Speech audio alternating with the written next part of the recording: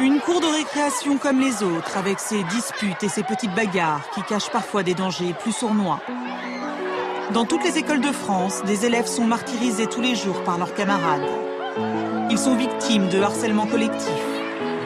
Un enfant sur 10 est concerné par le harcèlement dans la cour de son établissement scolaire en France. Un rapport qui fait état d'une augmentation inquiétante du nombre de cas de violence à l'école. Petite Émilie, 6 ans et demi, est l'unique fille d'une famille reconstruite. Une mère pour qui elle est toute sa vie, et un beau-père qui l'aime comme si elle était de lui. Si gentille, si belle, des yeux qu'on sorcelle. Pour ceux de sa mère, elle en était la prunelle. Elle ne pouvait pas vivre l'une sans elle. Leur relation était devenue plus que fusionnelle.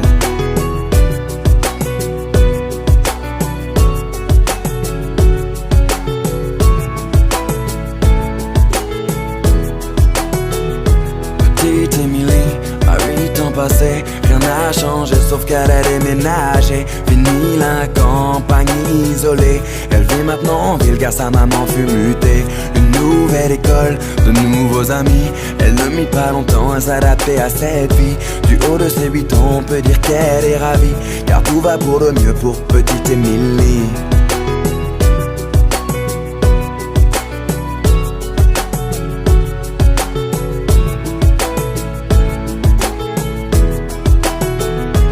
Petite Émilie, à 10 ans, était devenue une petite fille comblée. On peut dire que l'école lui plaisait. Bonne élève pour maman, elle en était une fierté. Un peu rondelette, de bonnes petites joues. Elle essuie les critiques de quelques jaloux. Devant les profs, ils l'appelaient bouffe-tout. Mais ce ne sont que des enfants après tout. Depuis quelque temps, une nouvelle forme de violence se développe sur les réseaux sociaux. Elles prennent différentes formes, elles peuvent prendre la forme de châtiment corporel, mais elles peuvent aussi prendre une forme plus insidieuse, qui est tout ce qui est la violence plus psychologique. Petite Émilie, à 12 ans maintenant, adolescente enfermée aux grandes dames de maman. Fini le joli visage souriant, c'est une petite fille maussade qu'elle est devenue à présent. Faut dire qu'au collège, tout avait changé. Trop d'élèves ne faisaient que de se moquer.